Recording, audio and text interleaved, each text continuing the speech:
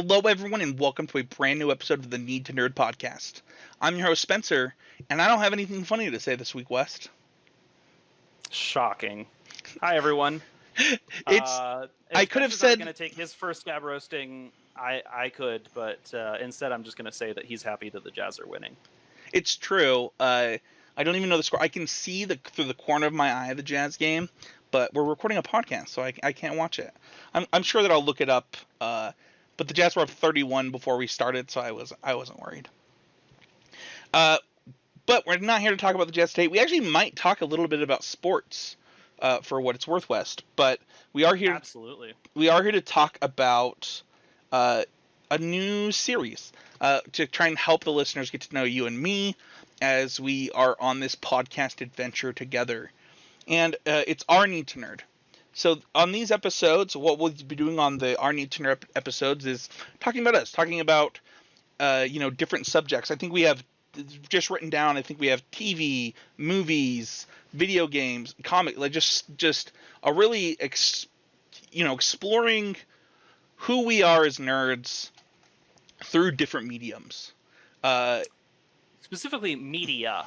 Yeah, media. That's true. Which I think is, there's an underlying question of what is it about media that creates nerdom that many other activities don't?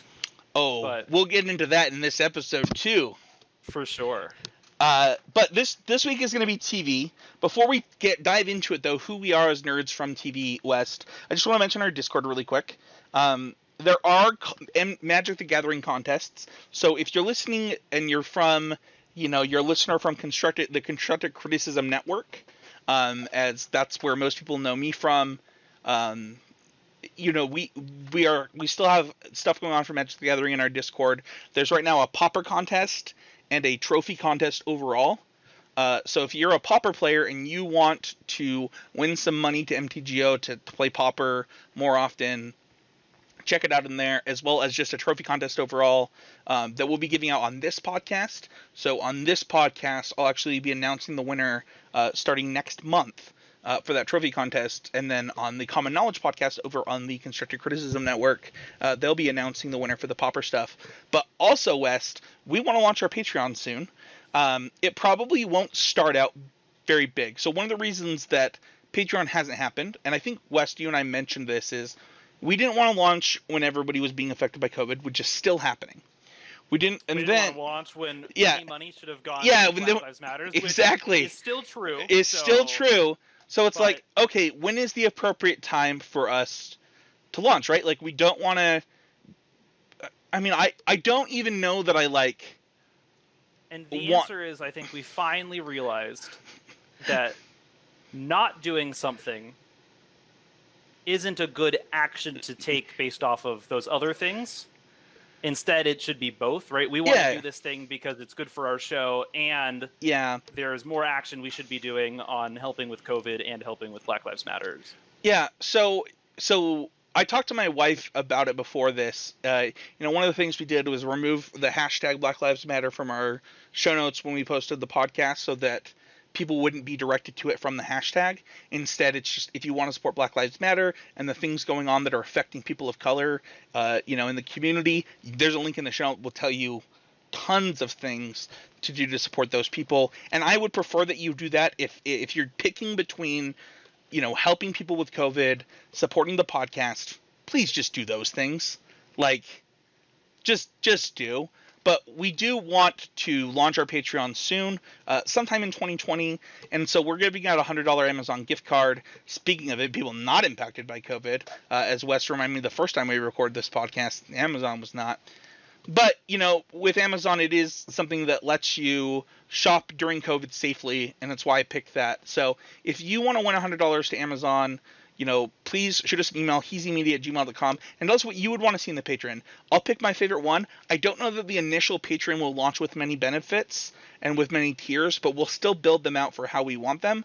I don't want to encourage people to be patrons with huge benefits over spending that money where I think it needs to go right now, but I just wanted to kind of start the contest, get the ideas flowing and things like that. Absolutely. And if anything, a Patreon is just a really good way for us to identify who really cares about our show, and so we can listen to you very directly. With that being said, let us go into the main topic, West. Like I said, email those to he'smedia@gmail.com. We're going to talk about Our Needs Nerd, and that starts with TV. And West, I'm going to lead us out. The thing we want to talk about today is how TV went through our lives. Shaped us. Yeah, shaped us, and then kind of how it impacted us, and then kind of talk about shows and things like that. I want to start with, TV during my childhood. So I was raised in a home with cable, and it's so funny. I had friends that had different TV experiences than me, depending on the provider they had, right? So a really good example of this is different shows. I had friends that had a TiVo, which came out, I think when I was 8, 9, or 10. I don't even remember. And in order to have that, you had to have it was either DirecTV or Dish. I think it was Dish. I think it didn't Dish get absorbed by DirecTV at some point, so I think that it was Dish first and then DirecTV eventually. Well, Dish still exists. You can still get Dish. I don't know either. I haven't gone looking for a cable service in ever. Yeah. So anyway, yeah, I had different friends with that, and then I had cable. So for me it was like Disney Channel, Nickelodeon, Cartoon Network, and then the Fox and WB lineups. And I was looking at something today, West, before recording this podcast, kind of thinking about it more. Did you know that Yu-Gi-Oh came out in 1998? I knew it was in that range. I didn't know exactly what year, but I just knew that it happened at roughly the same time as Pokemon, only trailing by a little bit. That blew my mind. And so for me, in my childhood, I would say that certain types of animated shows impacted me the most. And we'll get that into how TV impacted us and the kind of shows that impacted us. But it's really funny for me to kind of look back and see this range of Pokemon, Digimon. For me, I watched Monster Hunter when it was on also, which is another knockoff of that style of stuff. And then just kind of tons of different things in that range, along with your classic cartoons. One of the things that I had available to Ed, Ed and Eddie, Powerpuff Girls, Dexter's Laboratory, just the Cartoon Network stuff, along with the things that I would watch with all my siblings, right? We all watched Rugrats. We all watched, Wild Thornberrys, things like that. And it was the thing to do before dinner as a group. Yeah. And, being a middle child, that means that for those who don't know, I have 3 younger siblings and 2 older siblings, but 2 of my younger siblings are twins. So it's you really felt like you were the middle child in terms of the distribution of ages. Yes. And the behavioral steps between those. Yes. I mean, and also if you think about the way, we can get into this, we probably will never get into this, but the way you impact your parenting decisions based on the number of kids you have changes totally drastically when you have twins, and that impacts then, right? It doesn't impact 2 steps other kind of a typical 2 kids would be. But anyway, it's really cool to think about totally Disney Channel original movie. Tiny children. Oh yeah, yes, 3 kids in diapers, 18 months apart. It was nutso, completely nutso. But it's kind of cool to think back of I was a middle child, so when my older siblings were at home, usually they were in charge of what we watched before they were dinner. Also the just the basic child care that needed to happen, so that your parents could focus on whatever needed to happen for dinner. Exactly. And then as different people, they went to high school together for a couple years, and so they started doing other things, and then I became in charge of the TV for a little while, and then and then eventually there was a downstairs TV and an upstairs TV, And but it also impacted, like, what I watch was impacted by them. What I watched impacted my little siblings. What my little siblings Totally. wanted to watch impacted what I would watch, Mhm. just to be nice, like, I don't really want to watch Hannah Montana, but I don't want to not watch TV that happened later in life. And that's certainly an interesting look into, like, how it impacted me as a child, especially since, I had other friends who at a young age were like, I have TiVo, like, I just record it, go home, watch it, do my chores, eat dinner. Yeah. The consequences for missing a thing were much lower. Yeah, you, however, had it much harder than me. On one aspect of my life, which was available media. I only have a single sibling who's my younger sister. That changes things considerably. At the very least, what media occurred in my environment, I had approximately 50% say over. And I would say I often had less than that, just because in raw outcomes, just because my sister has a talent for getting what she wants, as the younger child in the family does. But overall, my parents were not interested in TV as a lifestyle, as a thing to do. TV could be a treat. It could be just a thing that you choose to watch because you specifically had something you wanted to watch, or specifically needed the kids entertained for some time. Movies were a big part of growing up, because I think that my family felt much more comfortable with movies than television. And once you had a movie, you had a movie. You didn't have to pay an ongoing price for it. Unless you're as bad as my sister and my dad were in later years at returning red boxes.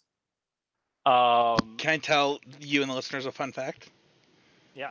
I can't use my card at a red box. There you have it. Spencer has bought for $10 or whatever a piece, just 1 million DVDs. Oh, dude, I have so many. I could get them out and show, but it's so many. Oh, my dad was definitely of the sort where he actually realized that it was relatively efficient after you've bought a red box. If you wanted to keep the film, that's exactly what I did. I was like, well, I don't want to return this anyway. Like, yeah, I regret that because I like collecting things and I would have liked the cases, but whatever. Anyway, we'll talk about movies another time. But they're intricately tied, right? How the television was used in a household, right? In a single television household during the time when we were kids and young adults, there were a variety of media types competing for the use of that one box.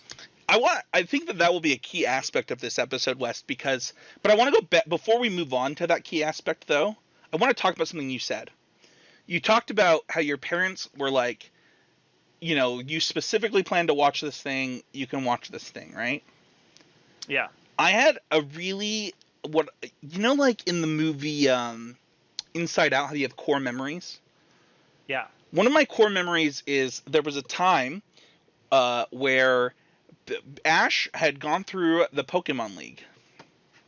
And I thought Pokemon was ending. I didn't know that there was going to be... The internet, wasn't as popular. I didn't know there was... How are you supposed to know what was coming unless it was directly advertised to you? Exactly. And so for me, I thought Pokemon was ending. And I thought this week might be the last episode of Pokemon. And my mom wanted me to mow the lawn during Pokemon. And there was a huge fight in my house between my older siblings that were like, let him watch this show. This is important in a way you couldn't understand, Mom. And me and my mom. And it's so funny to think I don't know how strict your household was compared to mine, but my parents just didn't care. It was it's not important, so don't worry about it. So for me, the fact that I made sure that, for me, it was I had to make sure things happened before then. Yeah, and you had to do the work to make it happen. So. Yeah. Which is not negotiating, right? You had to make sure every sibling was on board because you were planning in advance. Yeah. Yeah. It's funny to think of our childhoods like that. I do think that changed a lot for me as we got into adolescence. Mm-hmm. For me, because I was into and this brings up to the point I wanted to talk about is like how the TV's used and what's vying for that. As I got into adolescence, things started changing. The first part of adolescence, Wait, no one's ever said that about adolescence before. What? Things started changing. You talk to your parents about that, kids. It's only the inherent trope. Dude, my Discord is going nuts. I don't know if people can hear that. I've been hearing. And if they can, we're all hearing it. Oh, let me turn it off. I'm so sorry. So moving on to adolescence. No, that joke was too funny. We got to keep the joke in. Hold on.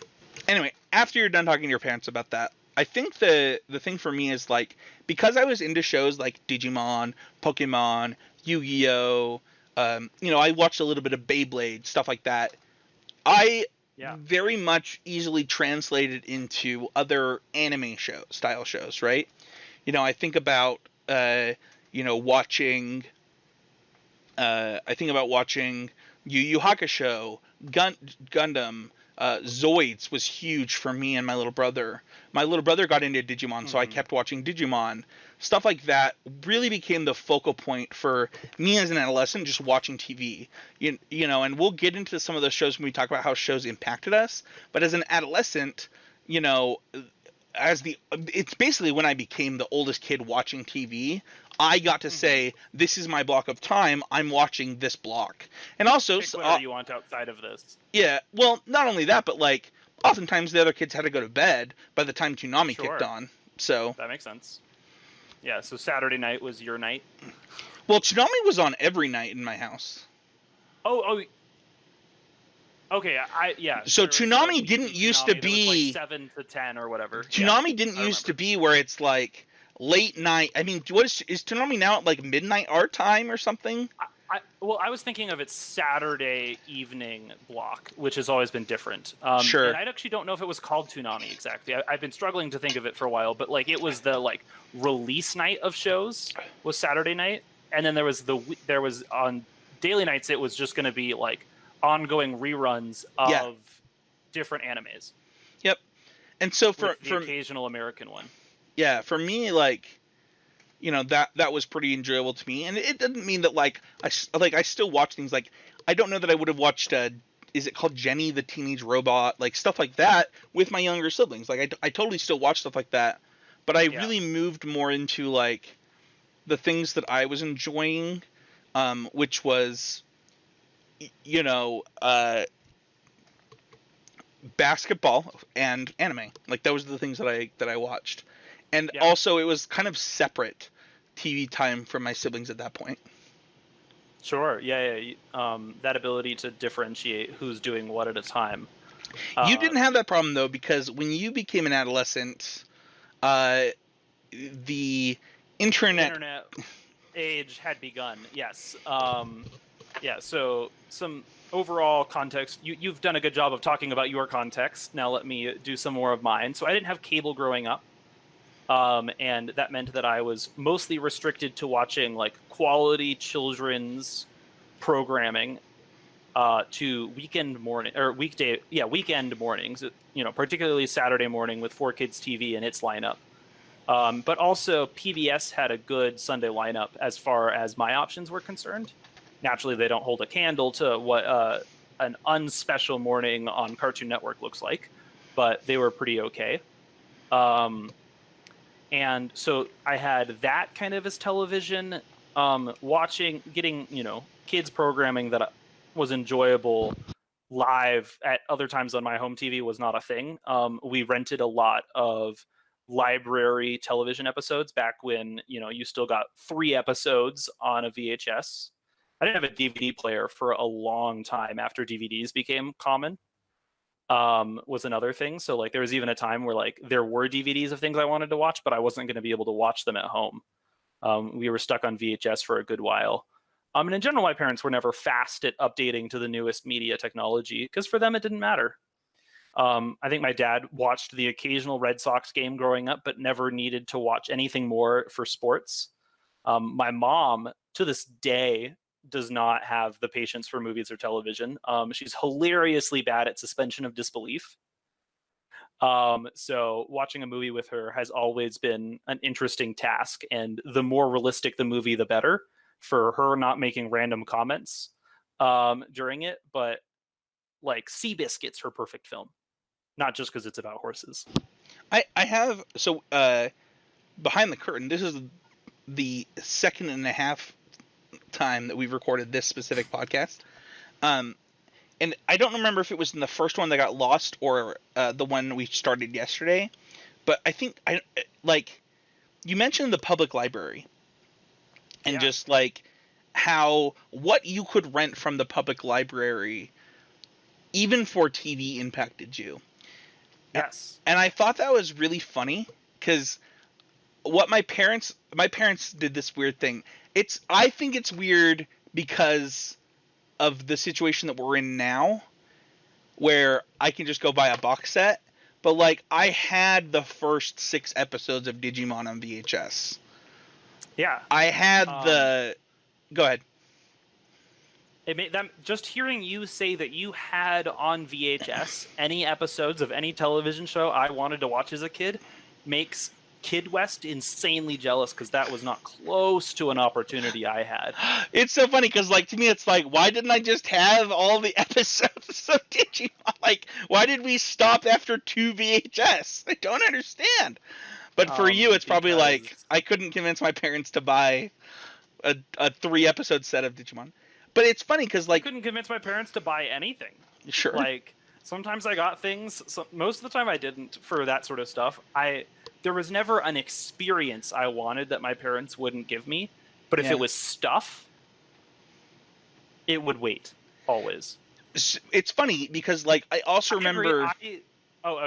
You're not going to jump into the semantics of experience. No, I was not. Did you want to?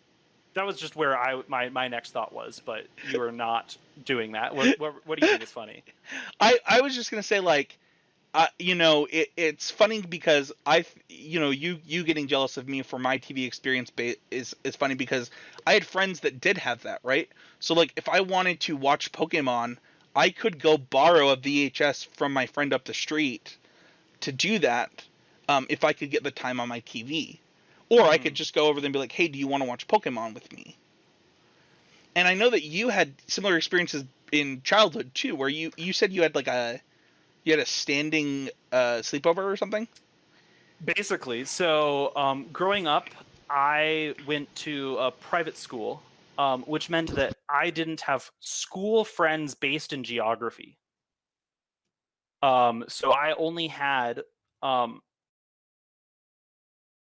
that lived within my reach for most of my childhood, my family was friends with them. They didn't go to my school. We met through other means, but like every individual in my family had someone in that family that they were friends with, which made it so that it was very easy for me to get over there.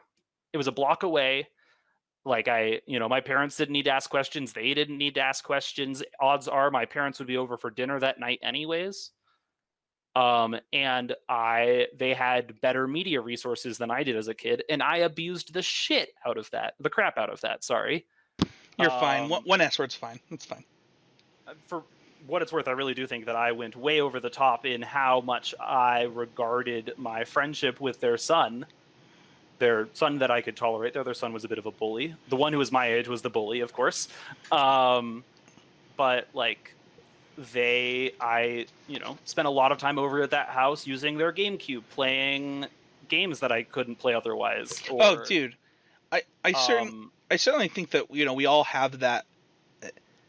I've heard this from a lot of people. I know that I think that I probably had friends that came over to play Xbox that maybe they wouldn't have tolerated me if I didn't have an Xbox. Yeah, whether you were giving or taking in that relationship, I think we all had have experiences like that. Yeah. But I really got to watch my first animes as a kid, and actually watch several episodes strung in a row. And I think that's one thing that anime does very differently than a lot of American kids programming, is that anime builds episode to episode. I think that it really kind of speaks to how, Avatar: The Last Airbender impacted both of us. We'll talk about that during the next segment. Before we get to that, though, I want to talk about TV during the streaming age, because for me, it's like I got married, or I was dating my wife. The first time I ever watched Hulu, I was out of my parents' house. I was dating my wife. I was using her Hulu account. I had Netflix. She had Hulu, and we would watch shows to like connect with each other. Yeah. And it was also maybe the first streaming service I ever used.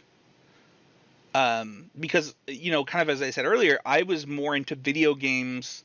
Eventually, it became sports. Like I played basketball all the time. I was on a semi-professional airsoft team. Semi-pro is funny. You also watch sports all the time, and you still do, right? That's a Yeah. huge part of your My content TV consumption. Yeah. which is probably the reason why you haven't watched One Piece yet. Yeah. Why would I watch One Piece when I can watch Donovan Mitchell? Yeah, well, I've been not watching any sports for as long as I've been watching things, and I've gotten a lot done because of it. But I have no idea what's happening in any sport ever. Not even really the sports I like. Sure, but what I was gonna say is like the streaming age is so interesting because it completely changed the way that I consumed media. Because I went from I have to watch this at this time to like I almost would rather just watch it an hour later. Like just when you could like TiVo through the commercials. Yeah, or like just whenever it hits Hulu, like it's the next day. So like as long as, and I think on a real account, yeah. I've never used Hulu with a real account, so. Okay. Anyway, the thing is like, for me it's like the people got really okay with, hey, can we not talk about this? I'm not caught up yet. And if you were caught up, then it was like this exciting moment where you could talk about something with somebody. And that really otherwise you had to step very carefully in the conversation. Yeah. And that just became something that both I loved and disliked about consuming TV content. But like I think Game of Thrones is like an example of like I spent a lot of money just to watch Game of Thrones and Silicon Valley. Yeah. And to experience TV kind of in this new way in this streaming age. And for you, was it like more of a natural transition as you were already streaming things to your computer a lot more? Well, yeah, I would say that for me it was just a matter of like having access. Like I think that there was a long time, there was a good while when other people's families and themselves had started to pay for streaming services. I was still caught watching things that were not on streaming services, or I just didn't have access. Eventually my family did get Netflix, and that opened up a lot of things for me. And that was by the time I was in college. I don't know if it was exactly around that time, but it's the first moments I can think of Netflix being a big part of what I did on a day-to-day was in college. But it was definitely more of a seamless transition. It wasn't that like, I was coming into my awareness of what like the full picture of media looked like around the same time as this was starting to become an option, instead of having it hit after I had a sense of what all of my options were. So it's always been pretty important for me and my television habits to be able to stream things. Yeah, it's funny to think about like what was probably a couple years where I removed myself mostly from different aspects of TV consumption. Let's talk really quickly about shows that impacted you, and I just want to read some of mine off because it's funny to me. Rurouni Kenshin, Yu Yu Hakusho, Dragon Ball series. It's funny in a couple ways because these are all animes. And the thing that I probably enjoy the most today, which I think it took me until maybe last year to realize, maybe like sometime in 2018, I just enjoy anime better than most other content. I want to watch 1 to 2 sitcoms at a time. This year, for example, I watched Brooklyn Nine-Nine, and I go through sitcoms as I really enjoy sitcoms, but it's like I'll only watch 1 or 2 at a time. Whereas anime, like, I'll just be like, okay, I'm in the mood for this, let's watch this. And then I'll have one that I'm watching by myself, one that I'm watching with my wife. And the type of things that I liked really early on were based on shonen anime. Like, Yeah. Shonen anime really developed a lot of things, and then kind of paved the way for me to really get into Avatar: The Last Airbender as a kid. Yeah.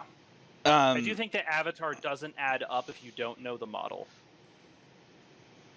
Yeah, in a lot of ways. I can't imagine missing episodes of Avatar: The Last Airbender. I actually think I might have missed one and had to wait for their rerun, because what they would do on Nickelodeon is they would do reruns of the season in between the new season. So you had to catch it on the day of the rerun before the next episode. And I think it was the second to last episode. So I was like, oh, it's okay. I'll be fine. I'll watch it right before the new episode comes out on this day. You know, it was an unparalleled experience catching like a 24-hour rerun of a television show and getting to watch episode after episode after episode. This is before it was easy to watch that. Like, if the one day I sat through a full 24-hour rerun of Teen Titans, I learned more about the series than I'd learned in 4 years of having watched it prior. How is that not on my list? Holy crap, that was a show that I loved. Oh man. Mm-hmm. So for me, the impact of Pokemon, Digimon, Yu-Gi-Oh! Into Dragon Ball Z, Gundam, Zoids, there was this transition of Fox Kids WB content into Toonami content into now we'll get into the shows that I'm watching right now, but I'm always watching 2 to 3 anime at a time at this point, in addition to certain sitcoms. And I think the sitcom thing is driven from loving Boy Meets World as a kid. And I've watched every episode of How I Met Your Mother, West, probably over 7 times. Yeah, see, I'm only there at 2 times, maybe 3. And to be honest, I wish it was in a better part of my life, but the necessity that required me watching that much of How I Met Your Mother was that I was depressed. I don't know. I don't know if that's for you, but that was the truth of what got me watching. I just thought it was funny. How I Met Your Mother. Oh, it was funny, but it was very distracting. Oh, sure. It required no mental effort to watch. Which was, that's the thing. For me, so much of what I love about certain types of sitcoms is you can watch sitcoms as background noise often, and actually consume the media, and not miss a lot of the stuff on it. Now, I usually try and rewatch sitcoms that way specifically, but anytime that I'm rewatching How I Met Your Mother, I might be typing up stuff for a podcast or working something at work. But for me, that's kind of the stuff that impacted me. You think of Boy Meets World at a young age into, Disney sitcoms were really popular when I was a kid. That was pretty big for me. I'm trying to think of Phil of the Future, these situational comedies for kids. I Even Stevens was really big in my family. It wasn't my favorite, but kind of stuff like that was impactful for me. What about you? What shows maybe impacted the direction you went into TV? Do you ever think about what you picked up from teen comedy? What specifically was told to you about the nature of the world through teen comedy? Kissing is really important. Kissing is Well, that is true. That one you didn't actually need that to do. You could have just watched the same Disney movies you watched as a kid. But yeah, you're right. Well, mine was more that they overemphasize the importance of kissing, but yeah. Well, they couldn't emphasize anything past kissing.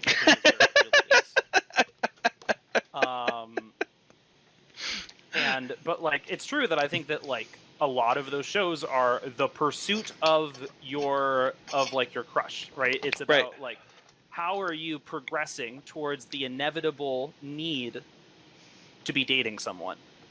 I think that's also something that I liked that was different about anime in a lot of ways. There's a lot of putting relationships on hold because of bigger things in anime. Yeah. I think that was something that I really appreciated. One thing that neither of us touched on, by the way, for what it's worth, West, that we mentioned in the previous episode that I want to talk about is actually adult comedy, cartoon comedy. Because in my house, I didn't have any influences of The Simpsons for the most part. Like, those shows were actually banned in my house. Like, I couldn't watch The Simpsons, I couldn't watch Family Guy, I couldn't watch South Park.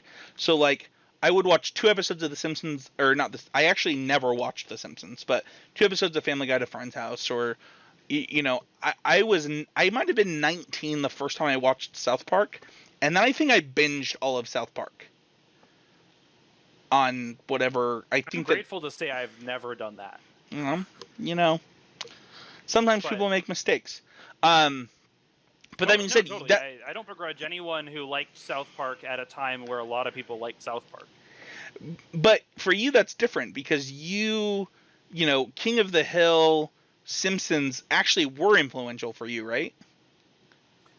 Yeah, it's interesting because I think that they did. I did learn a lot from but I did learn a lot from watching. There was on Fox 13 in Utah, there was kind of like a 5 to 6:30 block where there would be like 2 episodes of King of the Hill into an episode of The Simpsons, followed by an episode of Seinfeld or whatever.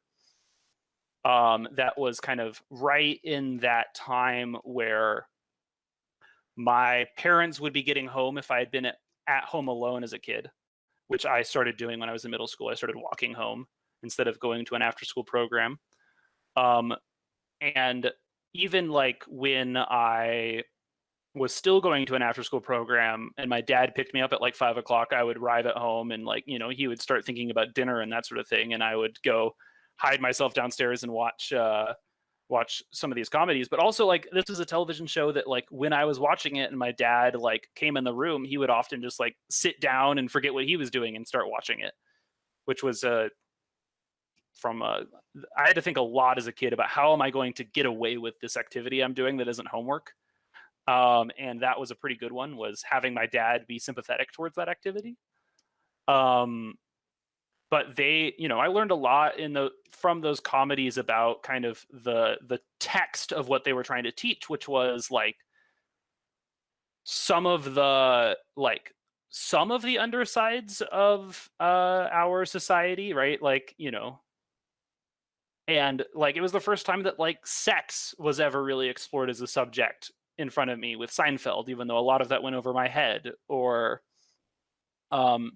And then from there, like I had some like really like eye-opening moments. Like I watched maybe 8 or so episodes of Weeds when I was staying with my cousins in California one summer, and which could only have happened if I had traveled there without my parents and spent time without their supervision, because my aunt just had a different standard, different aged kids of what appropriate content was.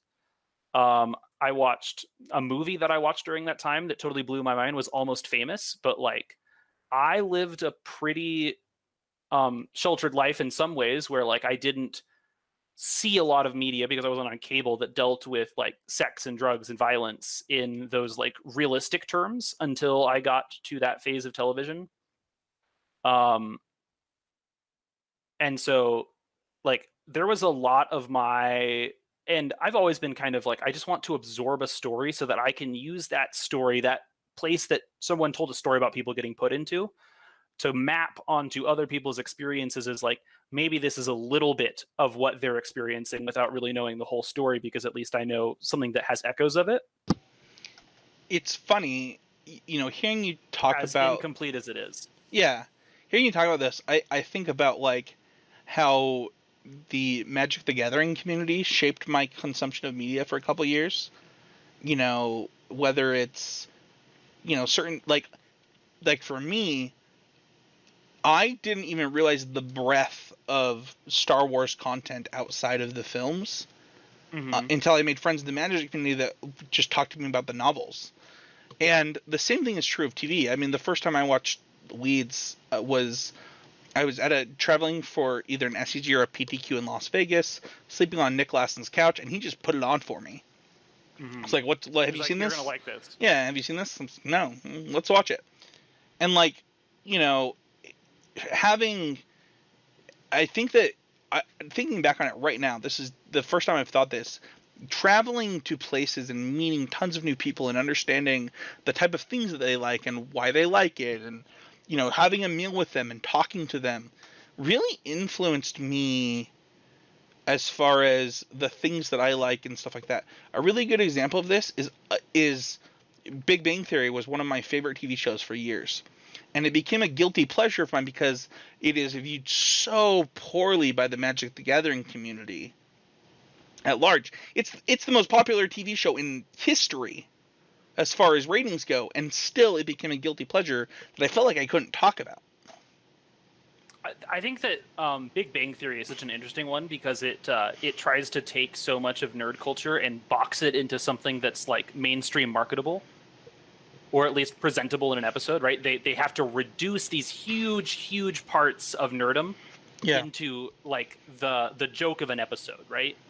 Yes. I mean, it also goes to, I mean, we could get into Big Bang Theory one day. We could do a whole podcast on this. But like, it's a very nerdy show. I think the problem is that so many gatekeepers get a hold of the Big Bang Theory that it becomes like taboo. And it's like, you know what? Shut up. Like you have no reason. Anyway, we should not talk about this because I get really mad. That's okay. But I do think that there's, no matter how you grow up, right, there are aspects of the world that your parents are not ready to show you yet. Right? And this lasts the entire time you are living at home. Right? Because it's hard as a parent to stop having that protective urge in one way or another. And like those first experiences we have where we're really away from that influence in a different group of people who had different things going on for them. And Magic was great because it was also it was a broad group of age, right? Like when I was starting to hang out with all of your friends in Magic, like I was a good deal younger than everyone else, and that was eye-opening in a lot of ways. But I'm sure I was a terrible influence on you, West. I'm so sorry. I don't think you were a terrible influence on me because I don't think I actually did any of the things that you think are a bad influence to that much degree. Sure. It's interesting to me that like, TV shows influence us, and then also who we interact with could influence the type of TV you watch. So for example, I hate Breaking Bad. I think it's bad TV. I think that I just don't think that there's a reason to watch a story with no redeemable characters. But I've watched Breaking Bad twice because my friends love it.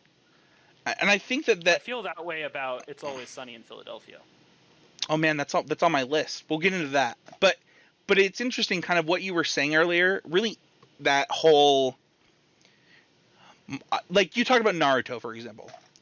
Like, and how the experience of watching Naruto for you was so big. Like, it was this thing that you did with this large group of people, and everybody did it together. Yeah. And we've gotten to the point where that just happens naturally on social media. We've gotten to the point where next season, My Hero Academia is going to come out. And if you want to talk about it with me in my Discord, you better be caught up to be in a certain Discord channel. And if you want to be in a Facebook group about this thing, or you want to be in a Reddit thread about this thing, right? Like, it is, and it's just connecting people in a new way. There was a conversation that I had at work before COVID that was like, it took the internet for nerds to realize there was a lot more of them than people who made fun of nerds for liking what nerds like, and thus nerding became mainstream. Like, nerding. Well, they also got to the internet first. Yes, that's true too. But it's really cool to see that. Are there any other shows you want to talk about that influenced you? I mean, I kind of pushed you towards the adult stuff, so. There are just a huge number of shows that you've listed that have influenced me as well, right? Like, I would not be who I am today without having watched the Charizard leaving Ash Ketchum episode.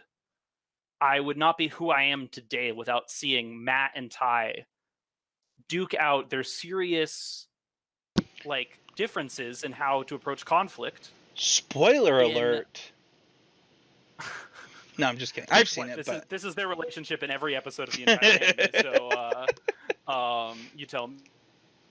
That episode was heartbreaking for me, for what it's worth, West, because the Charizard Valley episode. No, the Matt versus Ty episode before they. Oh, where it all comes to a head. Yes, totally. Yeah. Big episode.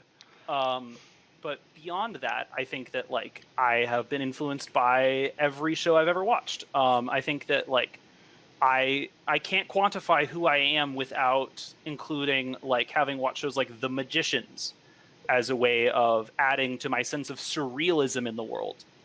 I am shaped by my interactions with a huge swath of anime. And Spencer, I've only talked to you about the animes I've watched that are actually popular and I still have a good opinion of. I have watched a lot of anime that only gets talked about in like some of the darker circles of anime. Oh. If that makes sense. Where it's like, you don't want to tell anyone you watch that anime, but like when you find someone else who watched that anime, you're like, yeah. Also, So let's move off of kind of the stuff that influenced us and talk about how we view nostalgia. Because I did not mention this, but I think many of our listeners and myself, we watched things like Power Rangers growing up. We watched things like, I don't know, just lots of things that I'm sure we loved that are not that great. And it's funny, I'm going to use Power Rangers as an example because I have gone down a Power Rangers YouTube rabbit hole. I don't recommend it. It ruins your YouTube suggestions for a long time to come. You have to clear that. Keeping it interesting, Spencer. You have to. No, it is weird. It is more information than you ever need to know about a show that you don't watch. But it's funny because, like, I view my experience watching things like Power Rangers as positive, but I think I'm really good at removing nostalgia from things. So, like, when you watch it again, your brain is very good at just, like, clean cutting your appreciation of everything off. Yeah.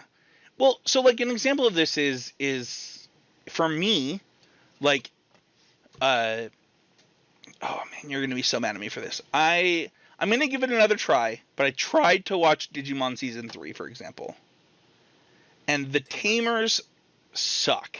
Like, it is so much worse. It takes this beautiful thing that's built and destroys it. And I loved it as a kid. Like, I loved Tamers. I loved the idea of it.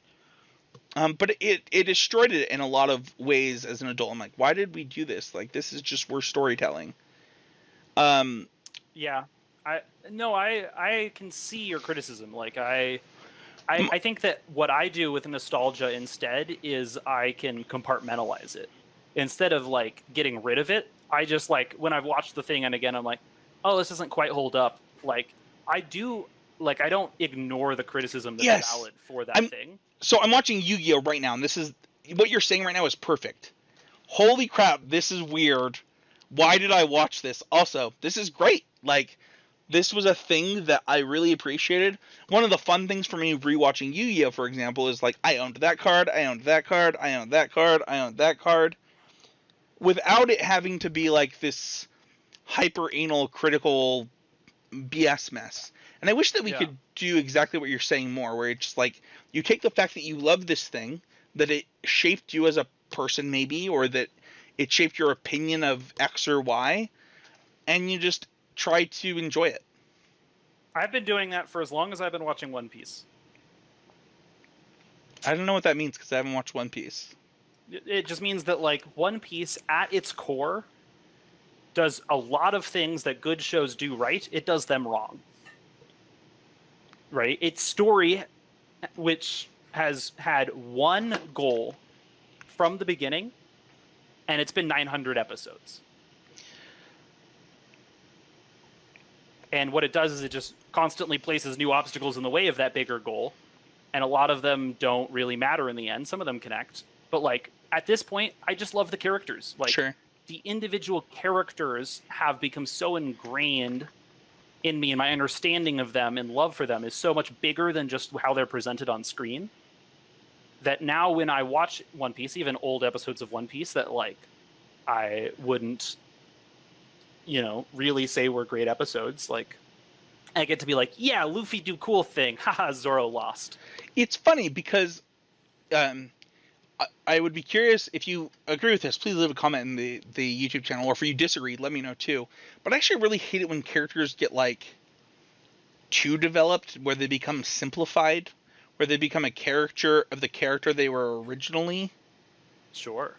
And I would really. I don't think One Piece has done that. Okay, that's actually what I was going to ask. Is like, I know for like Dragon Ball Z, that became abundant. And then I think they swung back on Dragon Ball Super, for example, with like, like Vegeta's arc is like, and then like they humanized him later. But I really hate it when people become characters of themselves. So sure. So I think that in a show, that before you end things, wrap things up, I think is where you're going. I really think that like how to keep a character alive for a very long time is one that is an idea that you're familiar with. Never have them stop growing, right? If a character is always trying to move to new space for them, they will remain a compelling character. Always improving, baby. Let's go. Oh yeah. I was not going to wrap up, but I do want to talk about really quickly about what we're watching and then what's on our list. And then some quick recommendations for people. And I'll just shoot some off. So for me right now, I'm watching Neon Genesis Evangelion. I'm on episode 19 now. I finished 18 today. So that means that I think there's 25 episodes of this. I'm watching the dub on Netflix, and then I plan on watching the movies. I am to the weird parts.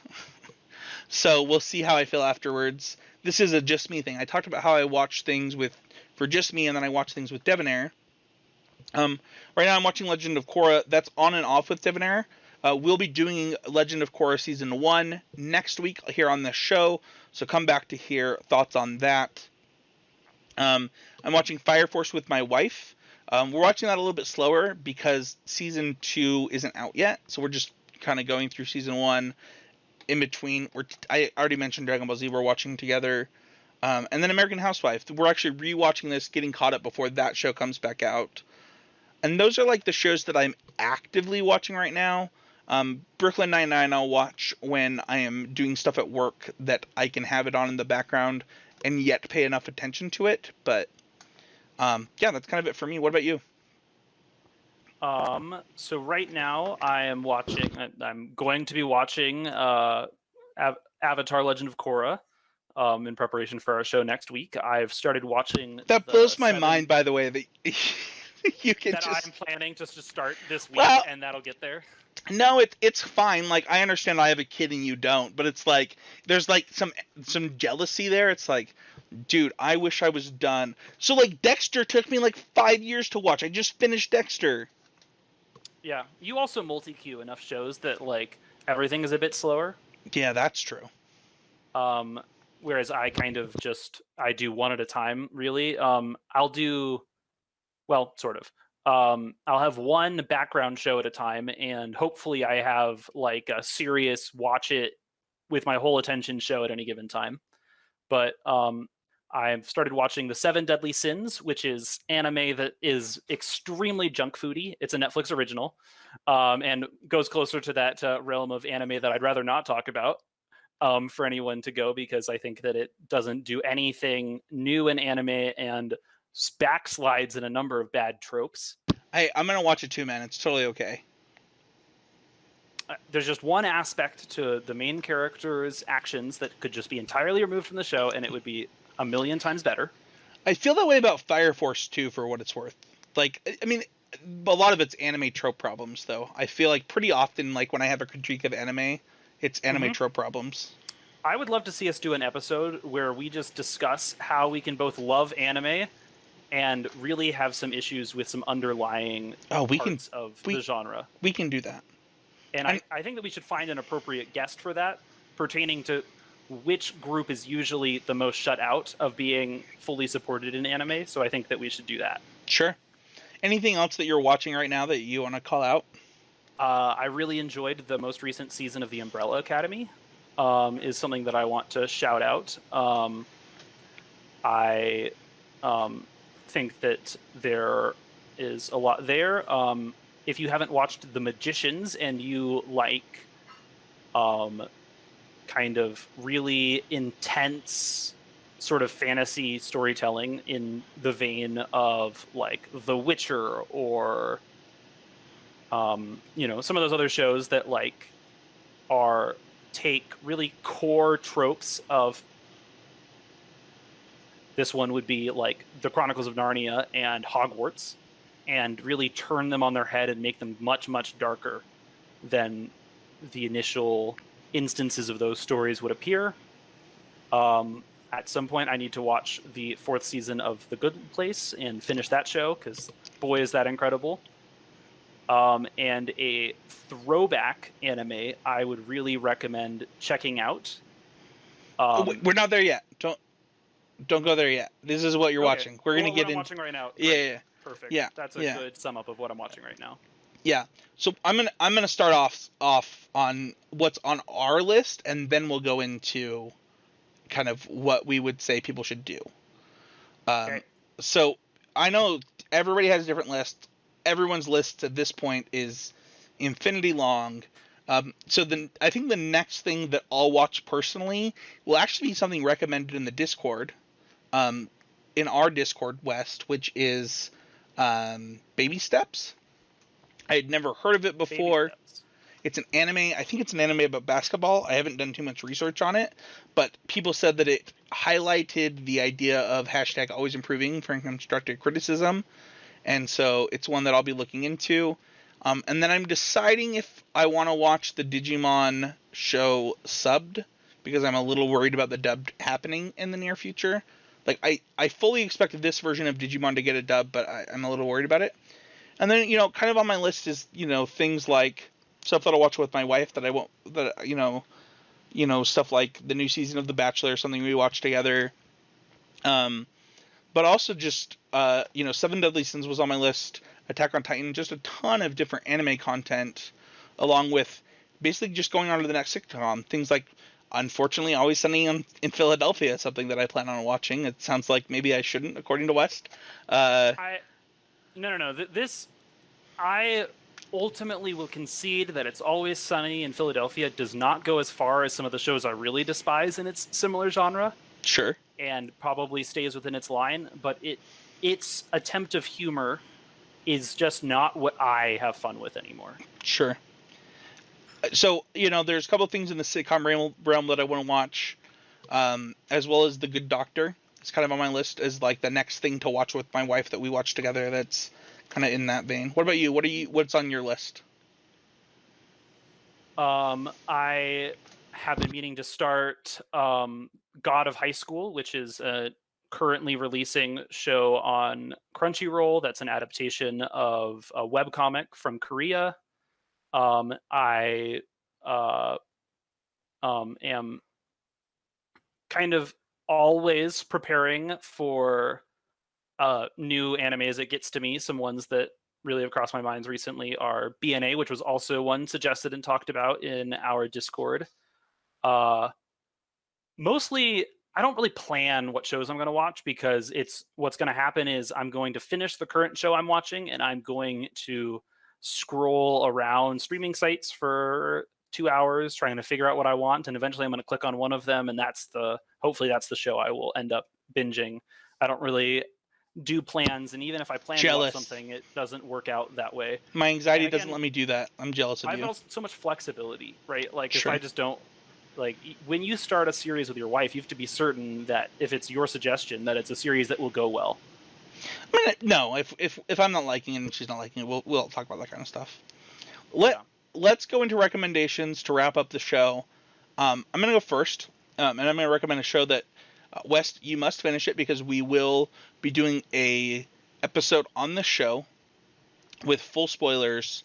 It won't even be season by season. We will do an in-depth, all 4 seasons at, The Best Place. The Good Place. You should watch this television show. I believe... I actually was really quiet about this show, personally, because... And I still am, compared to how I feel about it. I believe The Good Place is the best television show ever made.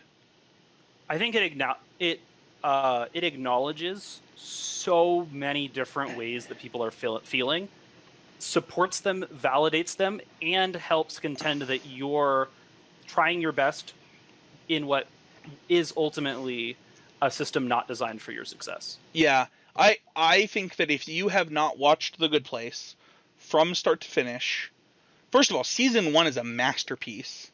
Season 1 is just fantastic. I cannot state. And it's funny, it has the same problem that a lot of TV shows over the past, like, I would say 6 years have, which is that the start it feels draining. Like, it's building so much that it feels like you're not, like, quite sure the purpose or what's going on for, like, the first couple episodes. And another show that I'm going to recommend, which is The Witcher, is the same way. I actually recommend that everybody watch The Witcher twice. I think you should skip the first episode the first time you watch it, and then watch the whole show again, and to experience The Witcher. I actually think it's funny because I'm sure so many people that are listening, it's like, I watched The Witcher. It's like, okay, watch it again. It is both better the second time, and you shouldn't watch the first episode. I was going to say that I think The Witcher is one of those really interesting shows where, because it abandons chronological order of events as presented to the audience, I think that anything but the way, like, I'm pretty sure that there is an optimal order to watch the episodes for a brand new person, and I do not know what it is. Oh, I have no. But I know it's not the order that the television show says. I would guess it's not even in the order of just season 1 episodes. I would guess that we will find an order later, kind of like how my opinion is of Star Wars movies. But I would say The Witcher is another one that if you haven't watched it, you should watch it. Skip episode 1 and then rewatch it. And then my last one is OG Dragon Ball. West, has something to admit. I love the story of Dragon Ball Z. I think it's a great story. There's a lot of action. I would never recommend that the first time that somebody consumes the Dragon Ball Z story to be through watching the anime Dragon Ball Z. Yeah, 100%. Like, I actually believe fully you could play one of the video games. You could watch some of the movies. Yes. You could read the manga. Yeah. You could have someone tell you what happens. You could watch the abridged series. No, don't do that. That's not the one. So I have an opinion. The show Dragon Ball Z itself. Dragon Ball Z Kai is great. If you can, hard mouthful to chew. Yeah, Dragon Ball Z Kai, for what it's worth, is great and is a great way to consume that story. Here's the thing, though. People love Dragon Ball Z for good reasons. It is still amazing, epic. This huge universe that you get to consume. The great shonen anime has its own problems, but of the Dragon Ball series, between Dragon Ball Z, Dragon Ball GT, and now Dragon Ball Super, Dragon Ball is the best anime. And so many people don't watch Dragon Ball over these other anime. Yeah. It's interesting because I think that basically none of the characters that are in Dragon Ball get to do that much growth in Dragon Ball Z. Every other character does, basically. Well, it's also funny because they actually do grow in Dragon Ball. They do.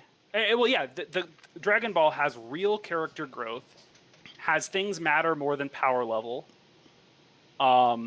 has really compelling characters and rivalries, and some of the enemies are pretty cool, and a lot of the enemies end up becoming relevant characters later on, because I think that's a thing that anime does well. But yeah, Dragon Ball Z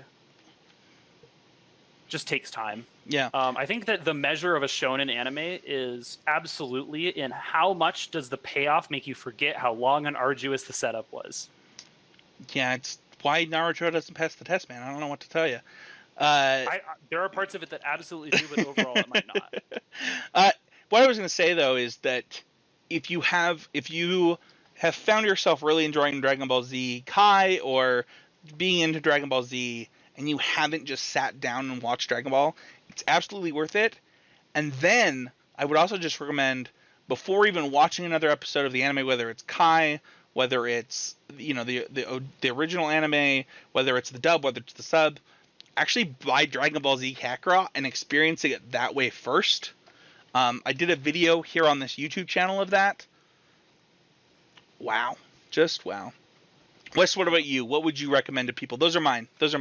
Witcher, Twice, The Good Place, OG Dragon Ball. One easy Netflix anime, or anime that is on Netflix that if you have not consumed yet is just a quick 50 episodes here and back again, is Soul Eater. It's been around for a long time on Netflix, so many of you have watched it, but if to do, I would 100% recommend, if you have a Crunchyroll subscription, Tower of God, a recently finished its first season, and it is another adaptation of a webcomic from Line Webtoon, the South Korean webcomic service. And I would recommend The West Wing if you are in for way too much content, but it's very different than anything in its own genre. I don't think it is anything like recent political drama. It totally is a picture of a different time in politics, and is really nice in that sense because it feels like politics and it doesn't suck as much. I've never watched The West Wing, but I love the clips from it. Very long and has incredible acting and some very memorable moments that were good enough to like make its way to my classrooms growing up.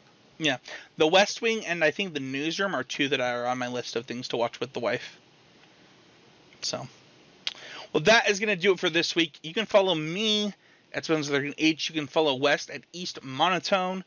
If you look on the screen, you can see it there, but they're also in the show notes. You can follow the show over at Need2NerdPod on Twitter, and follow He's a Game Media, just at He's a Game Media on Twitter. Like, subscribe. It's really helpful for the show. This was fun to kind of just get to talk about TV in this way, West. I actually really enjoyed it. It's funny. I think that this was actually the best version of this episode also. So I'm really... As it goes. Yeah, I'm really glad we got to do it. Thank you everybody so much for listening. We'll be back next week talking about Legend of Korra Season 1. So stay tuned. Thank you everybody so much. Bye, Wes. Yeah, bye everyone.